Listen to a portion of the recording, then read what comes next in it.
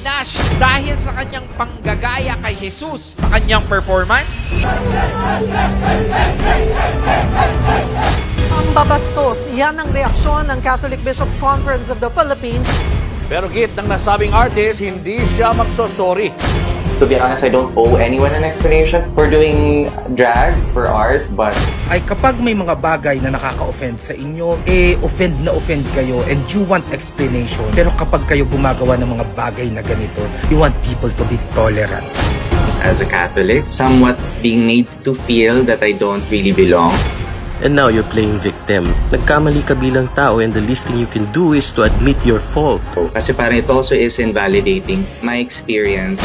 And please, don't demand for respect if you yourself don't respect the belief of others. So this is why my way of healing the hurt that I've experienced You don't want acceptance. You want war. made me feel like it was kind of worship for me. God bless. Yo, what's up? This is Real Talk Darbs, ang pambansang issue analyzer ng Pilipinas, wherein I'm trying to influence you how to think critically about sa mga recent issues ngayon dito sa Pilipinas. And today, we're gonna be talking about another viral issue patungkol sa isang drag queen who portrayed herself as Jesus in one of her acts. Anong mararamdaman mo kung ginamit sa ganitong paraan ang imahe ni Jesus? Is this an expression of art or a blasphemous act? Or sadyang hindi pa talaga handa ang karamihan sa ganitong paraan to express our religious beliefs? And of course, what are the things that we may be able to learn from this kind of situation? Let's find out.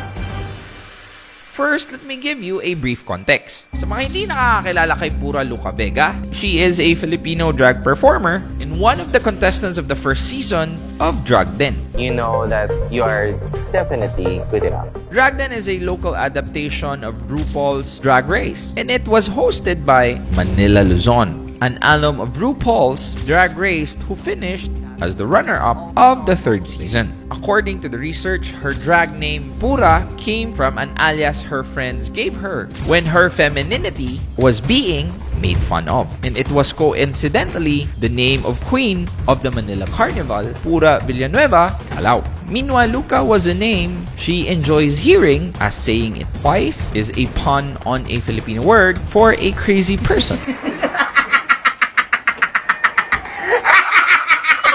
Vega, on the other hand, comes from an American singer, Suzanne Vega, who released the song titled Luca. Also, siya ang first bearded Filipino drag queen to appear on a televised drag competition dito sa Pilipinas. Last Monday, July 10, pinost ng Filipino drag queen na si Pura Luca Vega ang kanyang naging performance with a caption, "Thank you for coming to church." But before diving into the issue, let's define ano nga ba ang drag. According to CBS News Minnesota, drag is an art of dressing and acting exaggeratedly as another gender, usually for entertainment such as comedy, singing, dancing, and lip-syncing, or all of the above. Going back, this video is a 39-second clip kung saan mapapanood si Pura Luca Vega na pinuportray ang imahe ni Jesus from his look, costume, wardrobe, and the music that he is singing. Dito, maririnig na kinakanta niya ang Ama Namin.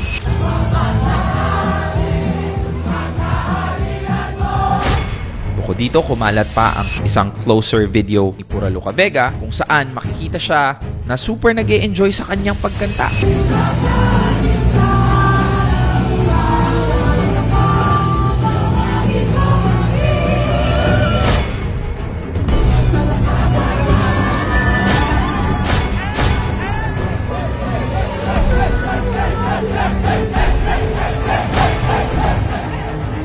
Sabi pa ng host sa dulo,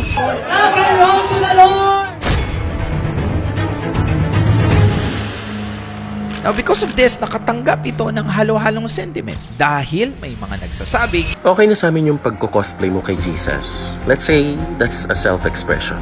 But to mimic the Holy Mass by saying, thank you for coming to church, that's sacrilege. That's not an art.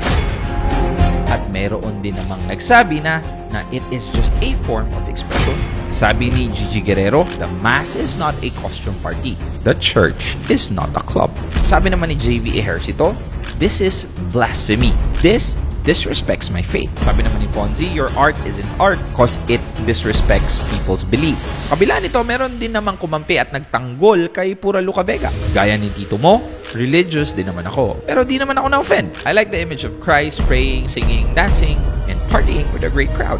If Christ walks among us, still I'd like to think He chills with us.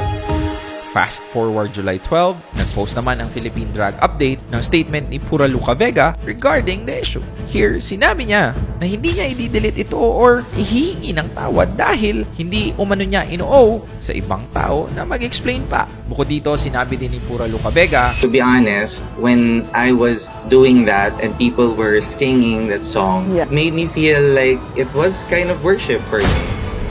But I really did that performance as a way for me to kind of heal the exclusion I have experienced as a Catholic, as a queer person. I was really happy that people know the lyrics of the song, and I hope that they understand the deeper meaning of the song. so what are the things that we may be able to learn from this kind of situation? Number 1, boundaries are not meant to restrict you, but to protect you.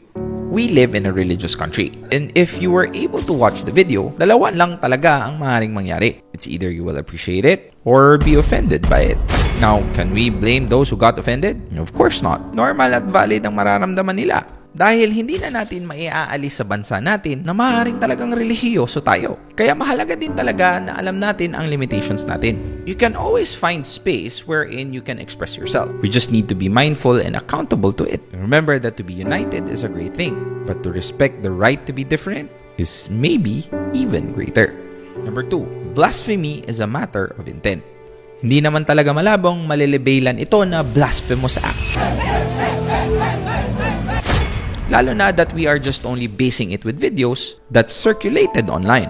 But blasphemy is a grave word to use, because for me, it would be blasphemous if an artist's intention is to offend or insult the religious sensibilities. But if their intentions is to explore religious ideas and just to express their faith diversely, then their work is not blasphemous.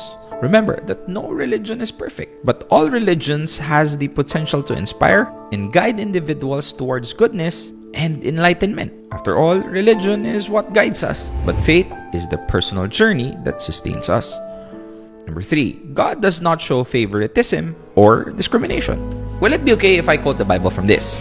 Sinabi doon na God shows no partiality, which means that God will judge everyone fairly according to their own actions and not according to their race, ethnicity, gender, social status, or religious beliefs. This passage is a reminder that God loves all people equally. Now, I am not playing self-righteous here. I might not understand the gospel in a real sense dahil iba-iba naman tayo ng paniniwala. And all I know is that we will all be judged by God. If this expression of faith didn't please God,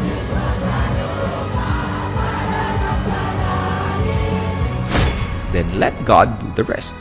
Tandaan, hindi pa rin tayo ang Diyos para humusga. Real talk. Personally, I am not as brave as Pura to express their faith like how they did. But may I encourage those who will perform this kind of worship to be sensitive as well.